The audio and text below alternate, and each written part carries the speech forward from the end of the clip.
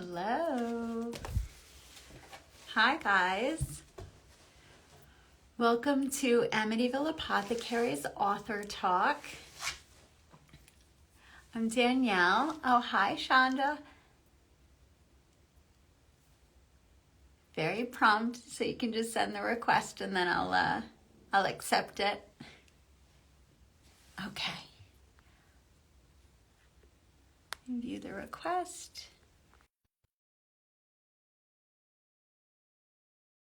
I'm glad you guys are all joining. Hello. I hope we have no technical difficulties tonight. Hi. Hi. Hello, Danielle. Success. That was so seamless. I love it. Yay. Yay. I am still learning how to navigate the world of technology a little bit. So thank you. Yeah, absolutely. They make it pretty easy as long as there's no hiccups of technology. So that was pretty seamless. yeah, good to be with you. Yeah, I'm so glad that you could join. Now, I'm going to just do some quick intros, but tell me how I pronounce your first name. Chanda. Chanda. Like panda. Yep.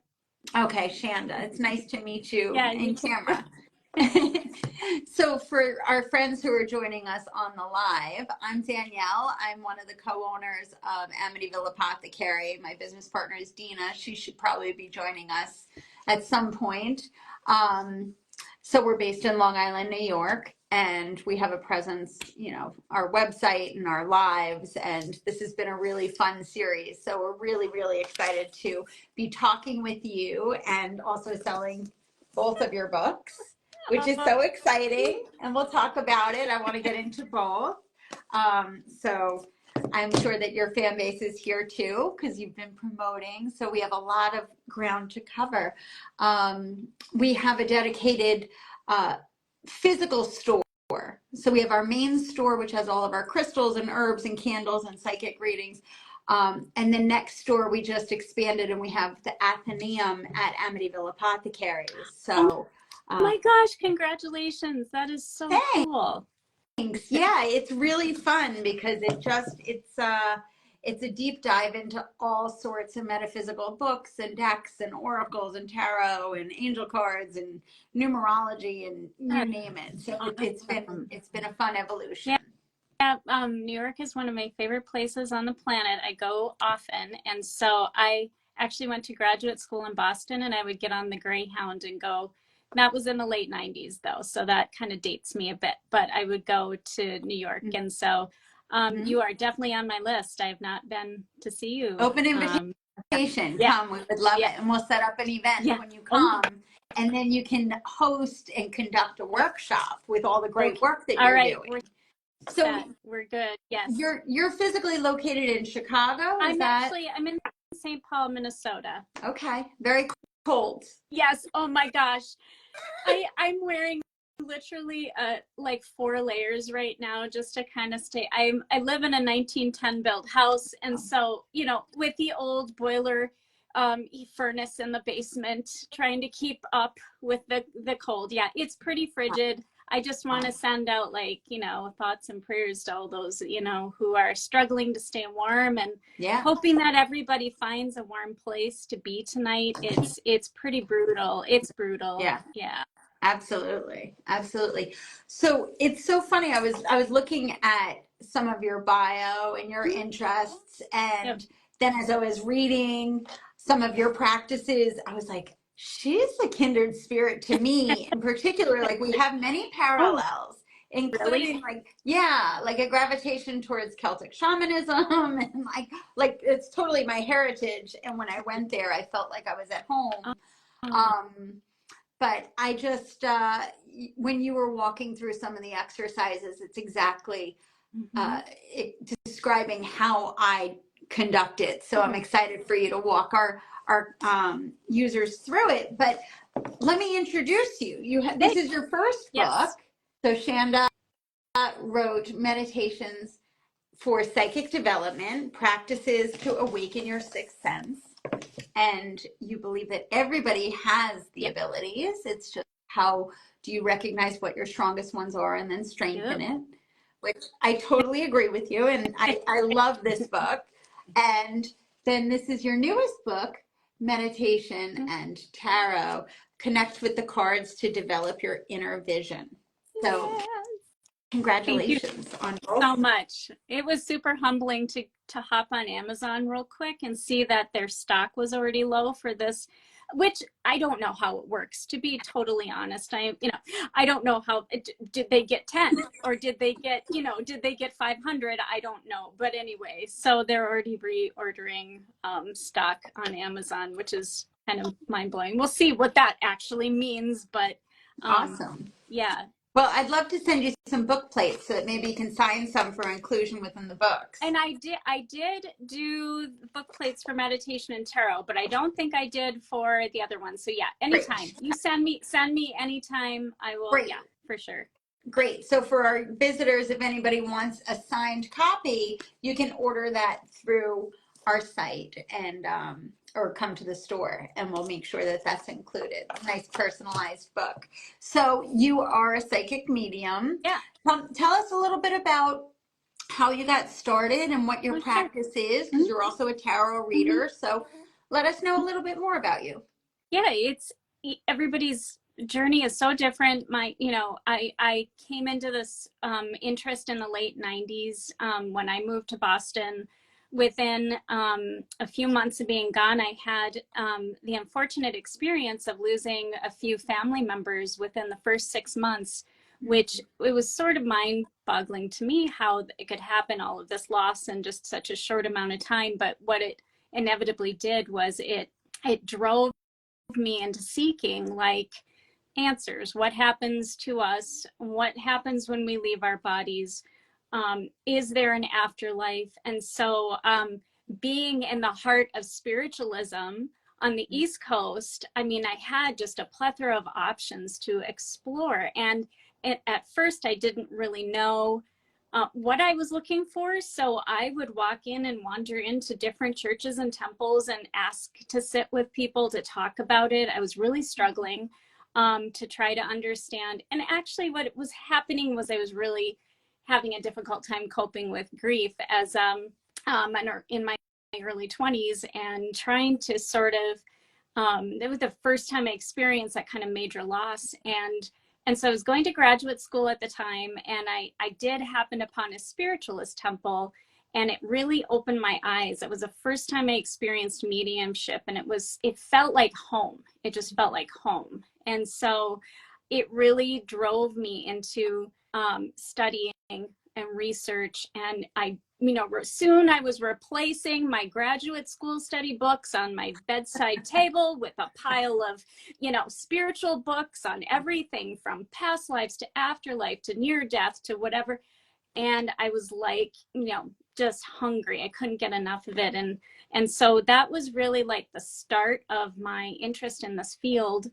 And then I sat down and had a reading with an astrologist back in North Dakota. So fast forward, and we graduate, and I get married, and we move back to North Dakota in 2000. And an astrologist who later became my mentor said, you have a makeup in your astrology chart that would suggest you could be a pretty darn fine tarot reader, psychic / astrologist. I thought it was hilarious. Me do this with other people. I just couldn't wrap my mind around it. I was kind of an introverted person. I didn't really approaching someone to do a reading. How does that work? But I picked up a deck of tarot cards. She kind of took me under her wing, started teaching me astrology. Again, it was sort of this thing that it just couldn't quite leave me, even though I had other professional ambitions at the time. I was a theater administrator. My career path was set. I was going to be in the nonprofit sector. I was going to do all this amazing, and this just kept it just kept following me around. And until the point came where I had done so many readings for people that I kept getting requests. And then I would say around 2006, I decided to take the leap off into doing it taking it more seriously professionally. And so it's been a long haul. Yeah. So that's the story behind how I got to where I am. Do you remember if what some of those indicators were in your astrological chart? Oh my gosh, yes. Okay, so like my ninth house is pretty packed. So I have, I have 4 planets in Gemini in the ninth. I have Pluto's hovering right on my ascendant in the 12th house.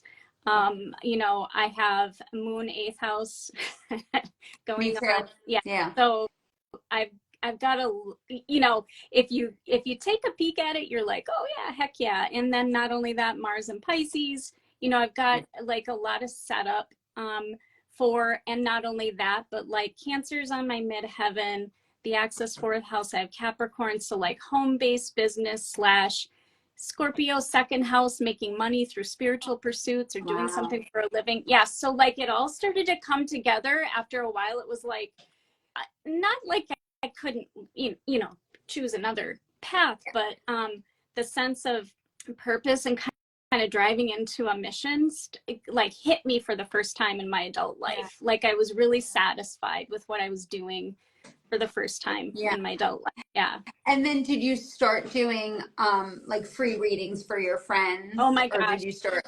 Yes. You did. Yep. Yeah. Lots and lots of good.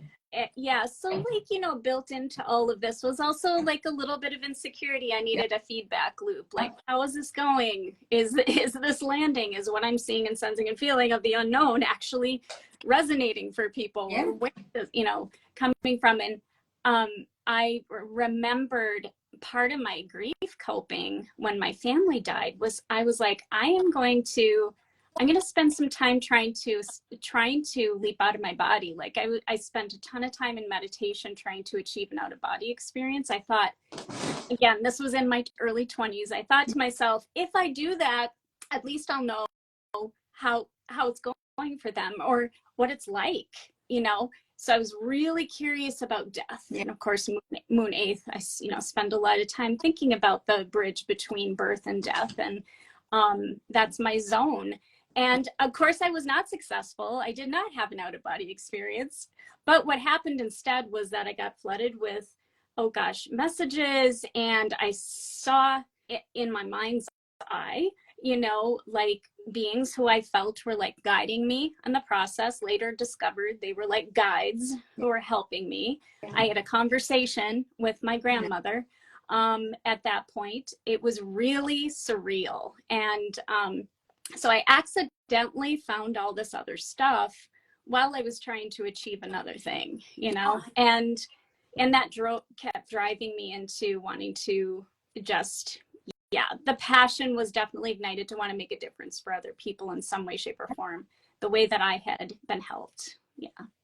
I think that's a beautiful segue. I mean, so many people come into the shop and they say, well, I don't even know where to begin. I don't know how to get started. And everything that you're saying is just such a natural progression, but then it meanders and leads you to things that you don't even expect, right? Like coping with grief and trying to make sense of it. Oftentimes that serves as a trigger. I mean, I remember when I was younger, my grandfather passed away. And when I got up to the top of their old house in Brooklyn at the top of the narrow stairs, I looked to the right, which was his bedroom, and there was an apparition standing at the end of his bed. And I wasn't even afraid. I just looked and like nodded in acknowledgement. And the form nodded back to me, and we just kind of like stayed there for a moment. And I was like, okay. Like, and then I just continued into the bathroom. I was like, well, that was weird, but like I had no doubt that was, he was progressing. And I was like, okay, well I didn't know that other people like don't normally like see that, but I just, okay. Did you see stuff as a kid?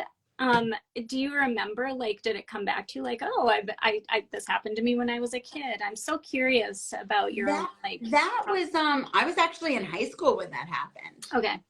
So I wasn't even like young, but I would have very, very active dreams. I remember I would like fly and go places in my dreams because I would have like vibrant remembrance of journeys, but now I don't even really remember my dreams.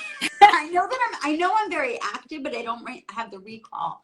But I think my meditation practice has been not as consistent, because when I was going through all of my Reiki training for years, it was such a core part of my practice. And I have no excuse. My cushions are right next to my bed. Like, I should just sit. I enjoy it. I enjoy meditation immensely. But, you know, sometimes when life gets busy, you get out of the practice. So, you know, let's talk about, because both of your books are based in meditation. So, let's talk about that. So that was like the impetus for meditation for psychic development, because I thought, you know, I didn't have anyone like I could really sit with and like ask questions to. And you know, in those days, in the late 90s, it wasn't like we could hop on the internet and find YouTube videos and also, well, maybe we could, but I didn't know what I was doing with computer technology back then. And so you had to actually wander into like metaphysical shops and like talk to people. And so really the only like respite from the grief, and also like to expand, was I kept coming back to meditation over and over and over again. And I'm not someone who is super patient. So like it has to be intentional, and there has to be some purpose behind it. I need to have an objective. I've got to have like a plan when I go into a meditation. I don't really think meditation needs to be complicated. Right. It can be a minute. It can be standing at the sink washing dishes. It can be taking a walk in the wood. You know, it doesn't have, sit in your car at a lunch break in the parking ramp. Like, it doesn't have to be complicated, but I was like, I need to find a way to give back to the community in a way that people can go off and do this. You can do this on your own. Like, it's great to be in a group, but like the impetus for this, for both of the books really was like, I want to know if people are like me, and they're like, some people aren't necessarily out of the psychic closet yet, you know, and they want a way to learn, develop, grow, explore, even if it's just for the sake of exploring what they've got. You can do that through some of the techniques.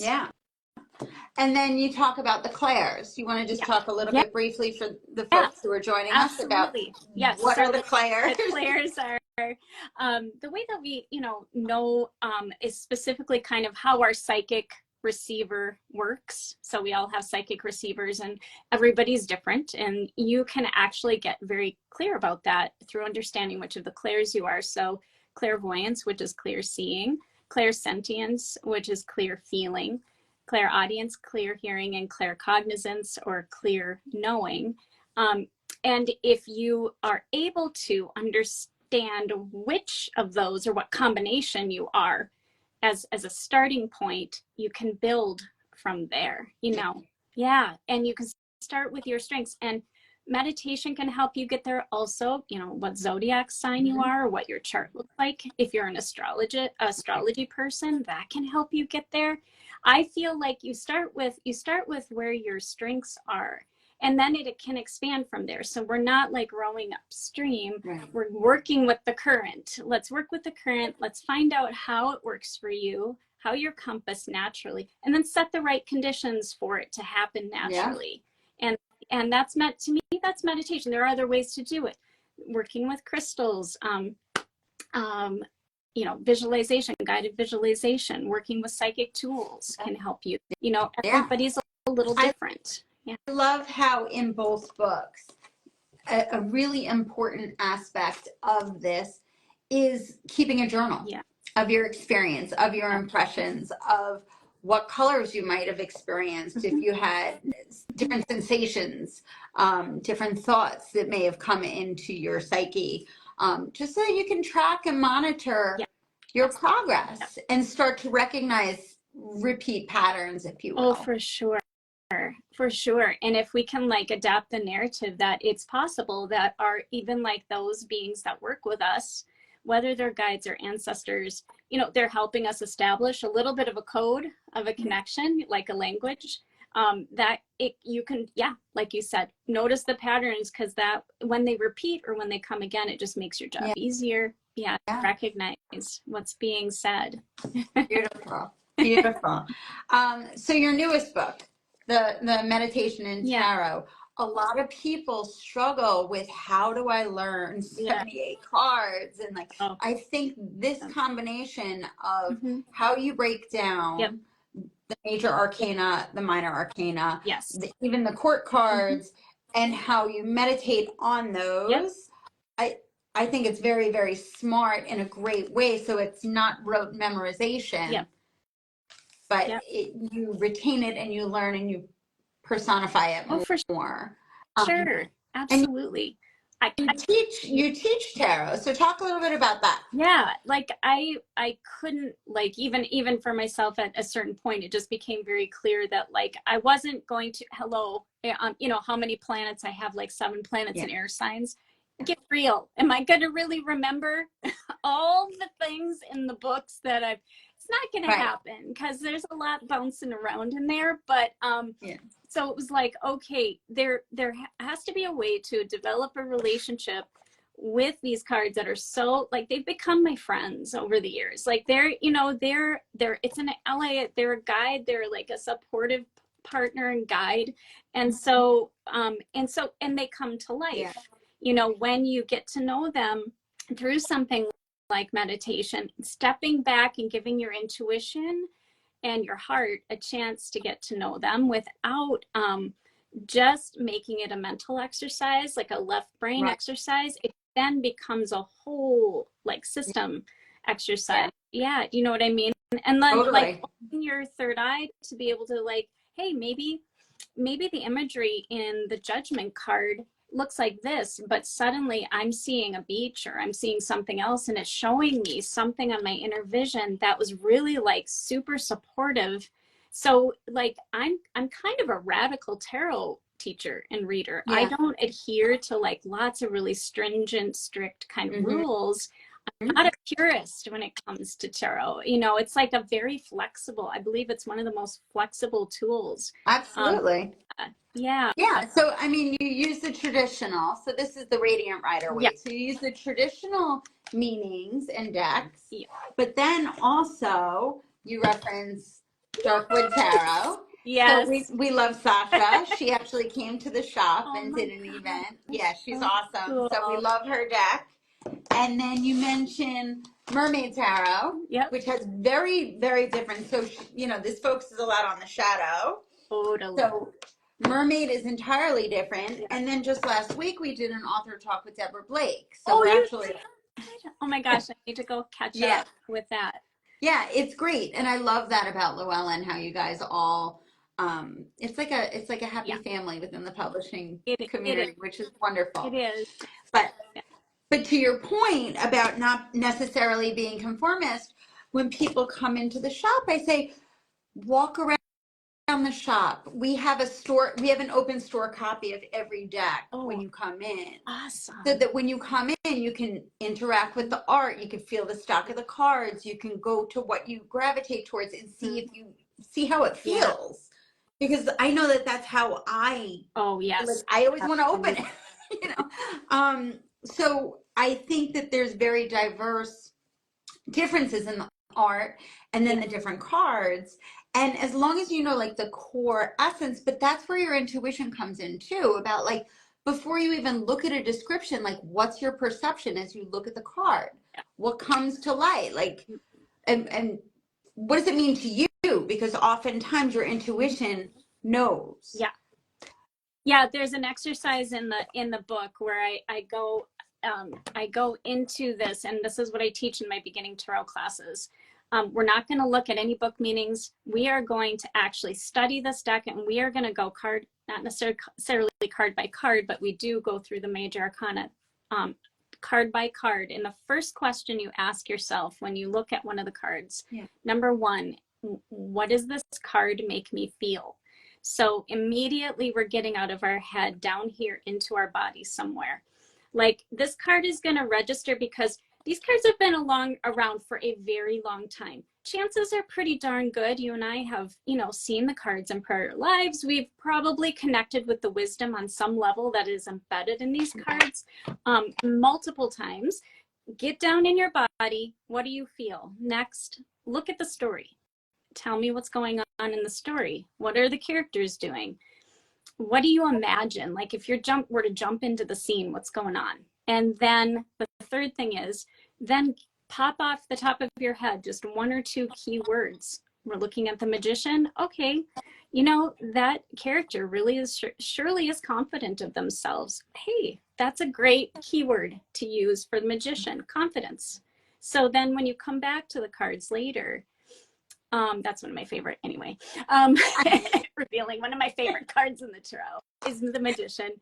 Then you come back and it's like, oh, yes, yeah. And I remember that, but you are remembering it from a sense memory, not just from, I've got it locked up here. You know, what I read in a book that it means, and it will just, it's a transpersonal way to really get really intimate with this deck. And they come to life. They become these characters and the images and the stories. Well, I am a tarot card deck junkie, and I do have my favorite decks. Okay. And my favorite deck is not this. It's close, but it's I like the melanated. Yeah, I like the melanated version, and so I love the photos. It's not a Llewellyn deck. Still my favorite. That's a really popular deck. Yeah, that is. Yeah. One of my favorites is the Light Seers Tarot by Chris Ann. That's always one of my favorites. Awesome. So, and yes, you're right. You choose a deck based on aesthetics and how you connect with it, because your ability to connect with your deck is really important. I have students who are like, cannot have any color or extra anything. It's too busy. It's too wild. They just want very basic, super simple, just like no backdrop, no landscaping of any kind. They just need it to be super simple. Just the numbers, just the message. That's it. Boom, I'm done. And then there are other people that are like, you know, going more towards goth tarot because they really love the darker imagery and the darker tone, because that just like connects on some level with their soul. So it doesn't matter, but which kinds of decks you work with, but yeah. Definitely. And I think if it's something that really you connect with, you're going to be inclined to establish a relationship with it more. You're going to gravitate towards using it more. It's going to become part of a regular habit for you. Yeah. And, you know, pulling daily cards and getting familiar with what it means to you. And then the more you work with it, the more you'll notice those nuances in the art as well. Yep. One of my absolute favorite tarot exercises, also in the book, but I just love it because it's a little bit more unique. You know, we're so used to like shuffle the deck, put it face down. Maybe we have it in one pile or three piles, draw the card, you know, blind. I love to work with the deck when I'm really facing something in my life and I need some objective, you know, I need something to jiggle my mind, to get me thinking about something else, another solution or an angle or a intuitive impulse to move me in a different direction. I'll actually go through the whole deck face up, and I'll choose like maybe 3-4 cards that actually feel like they are helping me solve the problem that I'm dealing with. You know, so I'm really grappling with something. And then I will look at the cards face up, and then I'll use that as a journal and a meditation exercise. I'll sit with the cards first for a while and just be like, just let in whatever it is. It might inspire me. It might bring me an idea. It might pop in something creative that I hadn't thought of before with a particular like dilemma or conundrum I'm dealing with. So I feel like it doesn't even have to be like the most traditional methods. You can really get super creative with your deck, even find the card in the deck that resonates for you, that resembles you in your mind and in your heart. Like the magician is mine.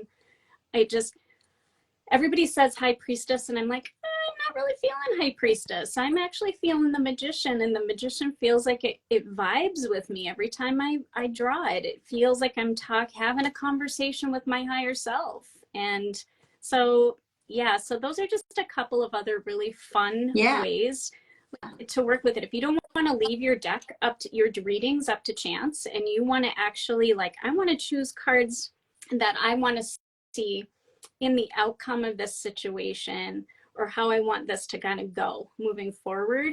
that can be a self-fulfilling prophecy. You can then like start to move in the direction of what the cards are showing you. So I really encourage people to just like, don't be afraid to blow it wide open when you're working with tarot. It doesn't have to be even a traditional format. I love that. So the Magician's your favorite card out of the whole deck? It's my favorite. Yeah. It's also like ruled by Gemini and Mercury, and Is that your sun sign? You're a Gemini? Yeah, can you tell I'm talking 5,000 miles a minute when you get me going? It's like you're not. You're a great communicator. Oh. So I think that's very Gemini. So I think Gemini sometimes get a bad rap. I'm a Libra, so I understand. Yeah, the air signs, and the duality, and you have a wide scope of interest. So very true. Got a lot of ground to cover. Very true. It's so funny because my favorite card is the Star, and that's ruled by Aquarius. So it's just very interesting. But I have a stellium in the 8th house, so it's all about like death and rebirth and regeneration, but it's also healing and hope and dreams. So the end, the Tower comes and clean slate. So it's all Phoenix rising. And, that's wild. Mm-hmm. What a cool setup. Yeah. Well, for what you do and how you're, helping the world right now, and also using internet technology beautifully, might I say.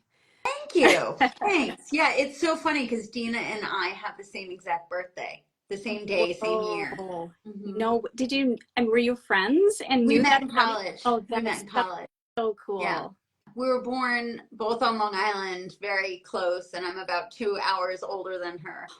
So we're both Libra suns. Mm-hmm. I'm Sag rising. Mm-hmm. She's Capricorn rising, and we're Leo moons. So my God. Those 2 hours have a difference in like where the planets reside in which houses. Yeah. So my sun is conjunct Pluto at my midheaven. So it's really interesting. And then I have the 8th house stellium. Yeah. So it's interesting to see how similar we are, but then also where those differences lie. Yeah. Yeah. And we complement each other so beautifully. I'm so grateful for her. I love it that you found this common interest. I mean, that's amazing. Yeah. And absolutely. To build the business together. I think that's incredible. Absolutely. So you do in your book go through, I love these exercises. Yeah, I think it's great. And then also how you list like the different archetypes that are associated. So getting very into like Carl Jung and Carolyn Myss, I love. And I like in the second chapter how you go through the different similarities of the numbers, because that's also very helpful. I also find it very helpful how you position the major arcana as major life, because they say, what's the difference between tarot and oracle? Yeah. And I said, well, the same structure of tarot, no matter what deck you pull, has the same, like the major arcana, it's a big deal. It's significant. Yeah. And every human experiences these 21 cards, 21 archetypes, if you will. Right. And then the minor arcana is representative of people, places, things, situational, rapid changing, as you say. Mm-hmm. And then the courts, the court cards, I like how you say those should be represented by the people who are close in your sphere of influence. I think that's a very good way to think about that. Took me a long time to get there. Like I just kept the court cards out of my deck for a really long time when I was first reading. Mm-hmm. Also, I really totally feel if you're super triggered by certain cards, you should leave them out of your deck for a while, just until you get comfortable. There is nothing that it hurts to leave cards out. But that being said, the court cards to me represent the people in our lives who might be influencing a situation that we're dealing with. And so if you get a page, could it be I'm a mother? Could it be hearkening to one of my children? Or the knight cards to me are like the teenagers of the tarot deck. They're super impulsive. They're risk takers. That can be kids or adults, by the way, obviously. And then the queens to me are a little bit more passive in nature. And then the kings to me are a bit more active or assertive in nature. And so when you think about all that and you start to put together, like, who are the people in my life that might be influencing the situation right now?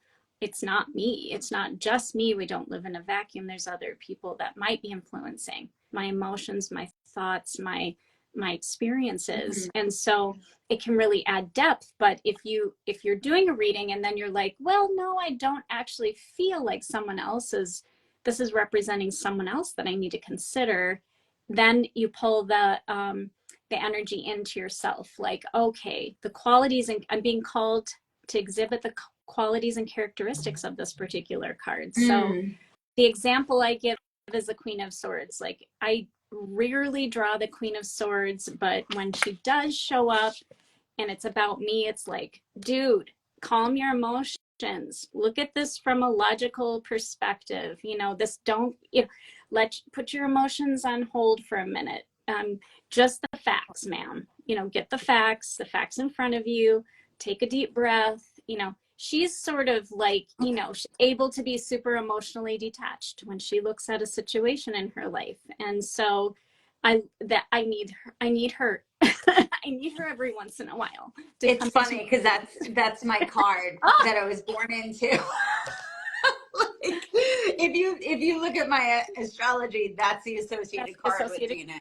Card. Of course it is. Yeah, the Queen of Swords. But it's so funny because the queens are maternal. Yeah. You know, they are a little bit, my eyelashes like getting me bothered. So she is sitting there with her sword out. Yeah. So I think about Mama Bear protecting her turf. Oh, heck yeah. Like, I'll cut a bee if I have to. Like, state your business, state what you want, and then I'm gonna cut through any nonsense. You know, it's a perfect card for a native New Yorker. Now that I think about it. she's a tough broad. Yeah. She's a tough broad. But a tough broad. You know, so I guess she's a tough New York mom. So, all right, this is good. You see the cultural differences here too.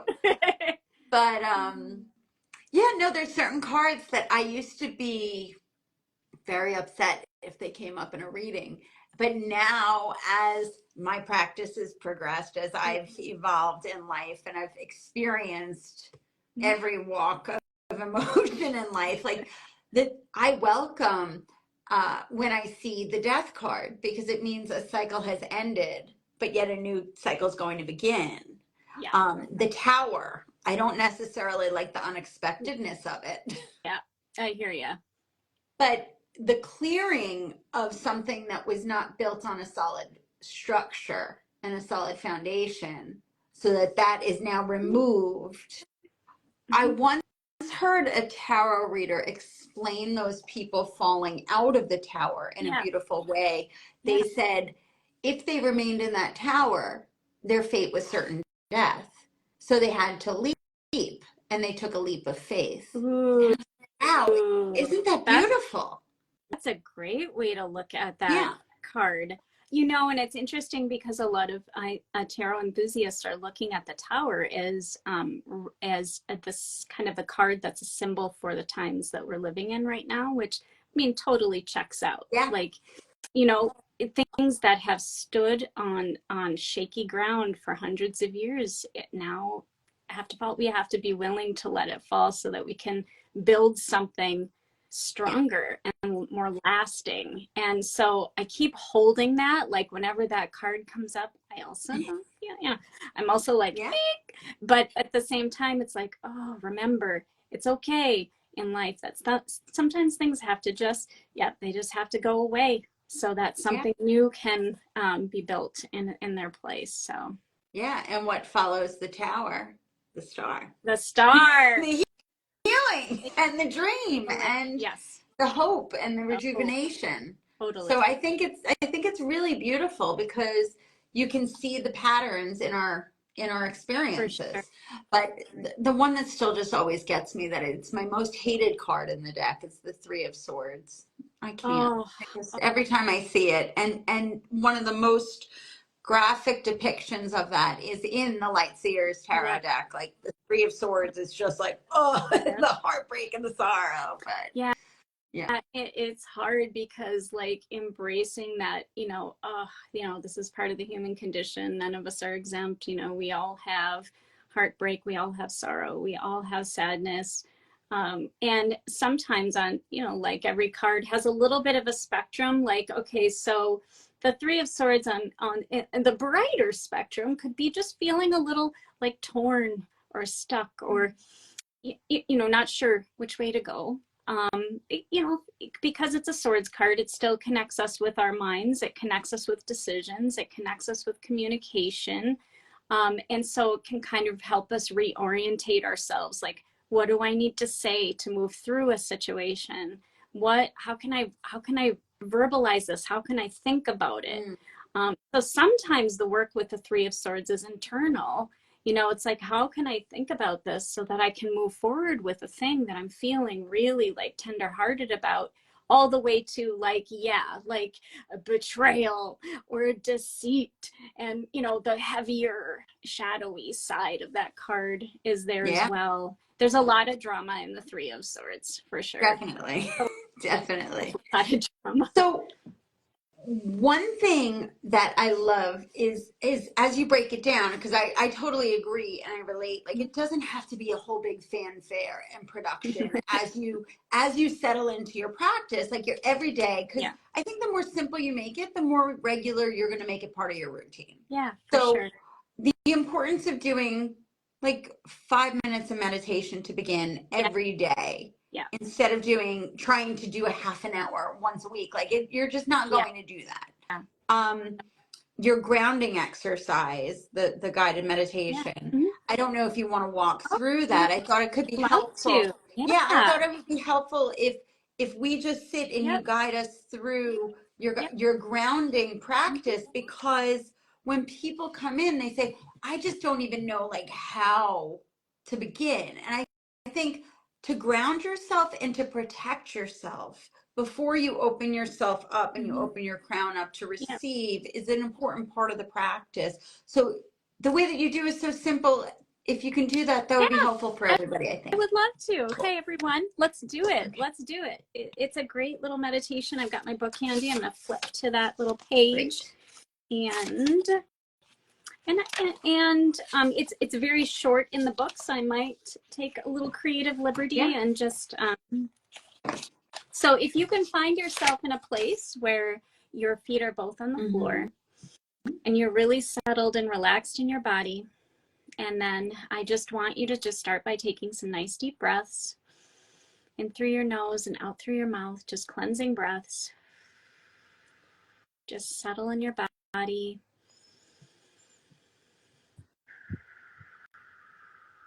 Feel yourself relaxing a little bit into the space.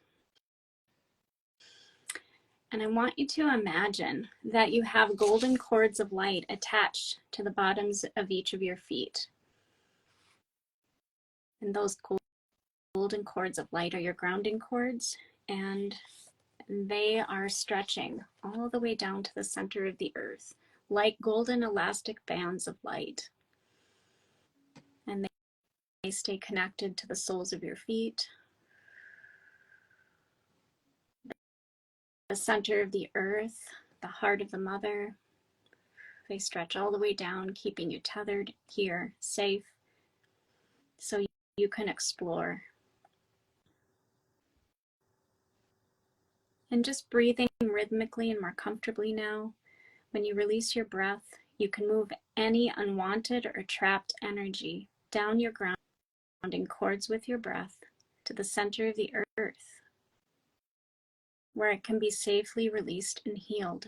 And I want you to imagine, sense, or feel now with your out breath that you're taking all of that energy, anything that you want to release that's not serving you right now.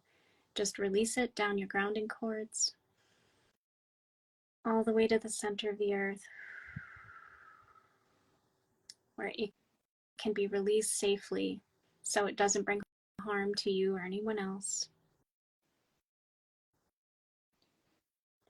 Just feel how good it feels to just give your energy, any energy that you no longer want to hold. And the earth moves that recycled energy. It recycles the energy that you're releasing. It recycles it into something positive and renewing, and it comes back up into your body, surging up through your feet and legs, up through your hips, up through your torso, cleansing, renewing, and restoring you. So what you release that might be negative or dark energy is completely recycled and comes and seeps up into your body. And now feel that energy that's coming up, that cleansed and restored energy going up your spinal column and out the top of your head, out your crown chakra, where it falls down around your body in a waterfall of protection. And so not only are we grounding with those cords, we are also cleansing and renewing and healing our own bodies and bringing that energy up our spines, out the top of our head to connect with the divine, where then that energy falls down around us, where we have now built-in protection. And now it's safe. It's like, that's the moment. I can open my heart. So I want you to feel yourself now, opening your heart, imagining waves of energy and light coming through your back to expand your heart center, opening your heart wider into the space around you, pulsing and rolling outward, your energy, your heart energy, going where it's needed.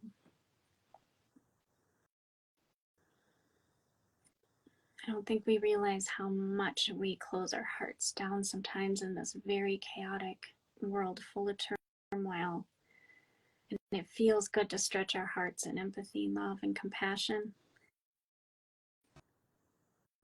And now your grounding and your centering and protection is complete, and you can move on to your tarot card reading or to other psychic exercises. I think that is beautiful. I feel good. Me too. I feel good. I felt it in my heart chakra as we were going through the exercise.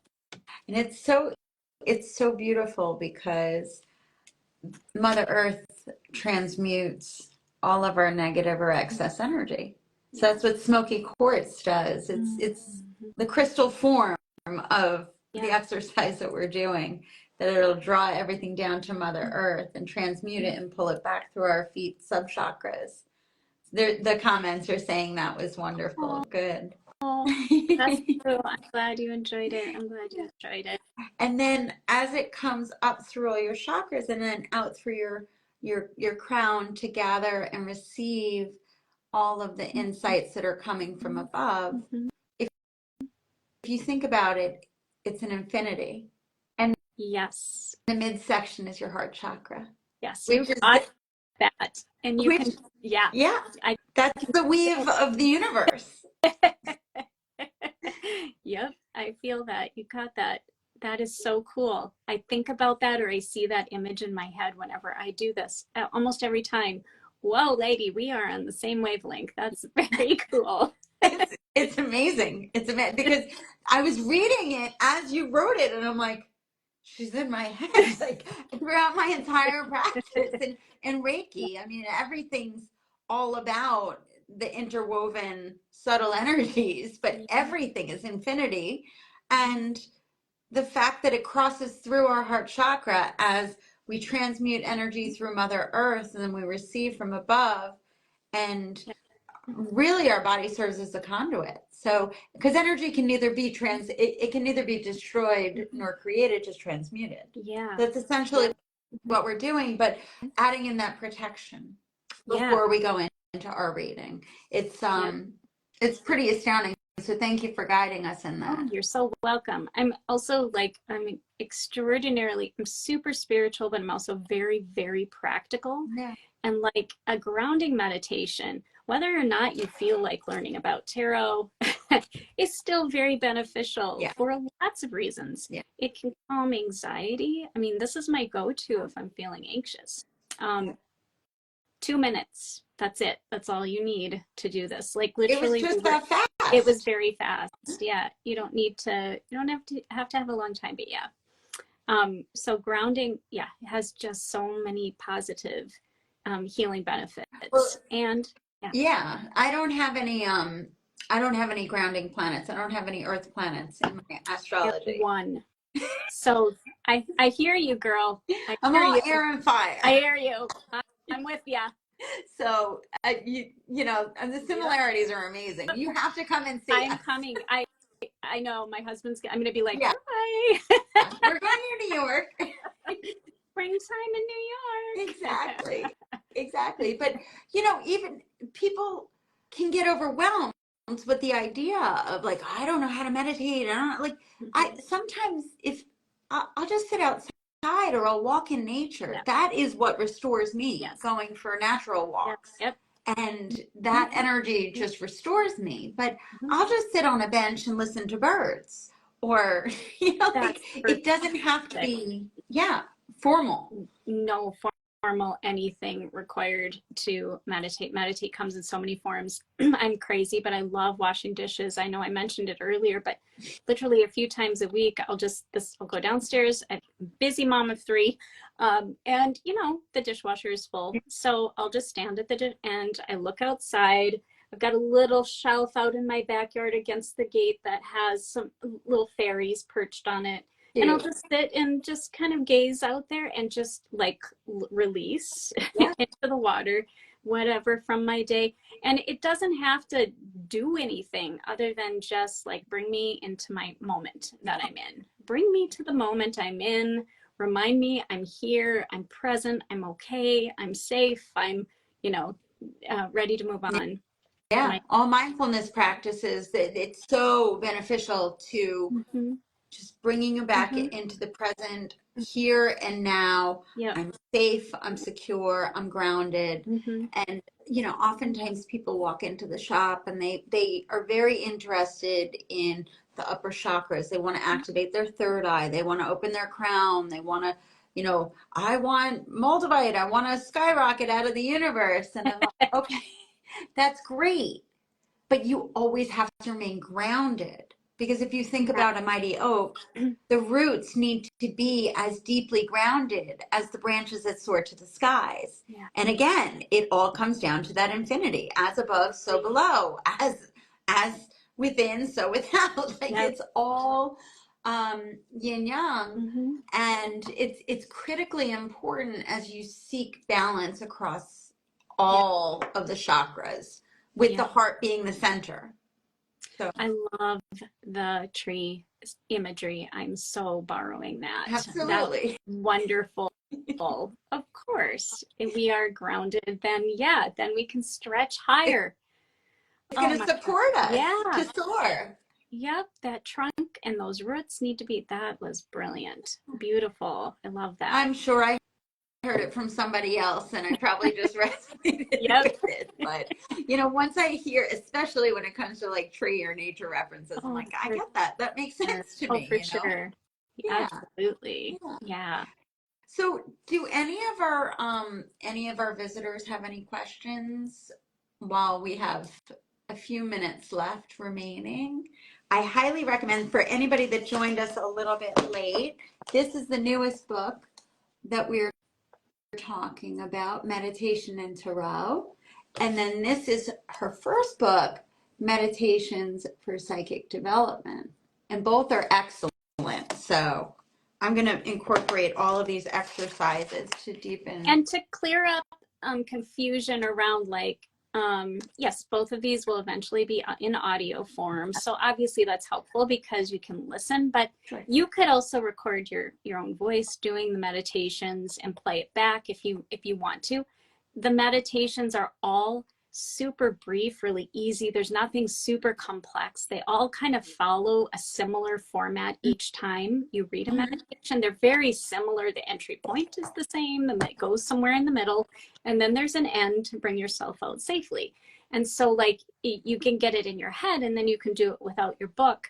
But you can also just like record into your phone and replay it if that helps you. If you like need a need to not be looking at the pages of a book, but they're all super simply structured. I thought that was a really clever, easy suggestion. And especially like, okay, who better than yourself just to guide it? You're sitting there in the privacy of wherever you're doing that, or even just your earbuds. Yep. And you can just use your voice memos and record it and sit quietly. And people can just say like, hey, what are you doing? You can say, well, I'm just enjoying like the rays of sunshine or the fresh air. And like, meanwhile, you're doing a guided meditation of you. There's no pressure. No pressure. Yeah. And there's so much content here. I mean, the major arcana, you go into depth about the different personalities of each card, and then obviously leaving room for your own meditation and impressions, and then journaling prompts and exercises. I think it's great. And then being a Gemini, I'd imagine automatic writing and channeled writing is important to you. You also include journal prompts. I think here in your first book, you have a whole slew of suggested journal prompts, which I think is great. Yep.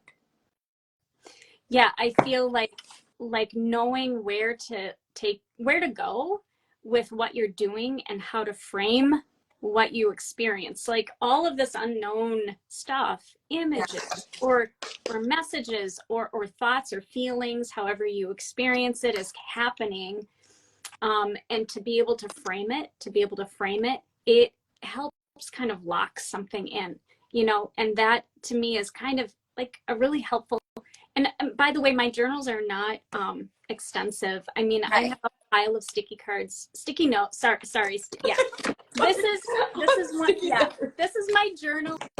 Like, and I put them together and then I stick them in books or in a bigger notebook. It doesn't have to also be like really fancy or extravagant, in that regard. Kindred spirits. Yes, you get it. It's like, just, I need to get it down somewhere. So journal prompts, having somebody show you this is where you could possibly go with your thought processes now that you've experienced this thing. Right. What do you do with it? Yeah. Right. So yes, both of these books are available in our store and on our website. So yes, you can purchase both of these books, and we do have book plates to include in the books. So they will be signed copies. And if you don't see it on our website, then instant message us and we will get it to you. We will send you an invoice and we can mail it everywhere. You don't have to live nearby. We have an international audience, so we ship everywhere. And I think there's so much here. I look forward to you being able to come and visit us, because then we will be sure to schedule a whole comprehensive workshop. I will be there. Yeah, absolutely. I really appreciate getting to know you and spending time with you. Oh my gosh, I'm so happy. I'm kind of sad we have to say goodbye, but for now, Well, and now we're forever friends. Yes. So you can call me, or just, we'll stay in touch. And then this is just the first of many interactions. Good. I look forward to it. And I want to thank everyone who popped in to listen to our chat, and those that are watching it on any kind of replay format. Yeah. This talk is for you. And thank you so much for sharing your energy with me and us. Absolutely. This is going to be saved on Instagram as well as on YouTube. And we're going to be launching our podcast on the 26th of January. So we'll probably even maybe include excerpts. So don't worry. That's awesome. Yeah. Well, I can't wait to see where you guys go in this next year. I just feeling good things about 2024. For all of us and you. Congratulations on both of your books. Thank you. We'll be in touch. Thank you so much. Sounds good. You have a wonderful evening. Yeah, you too. Thanks so much. Take care. All right. Bye-bye.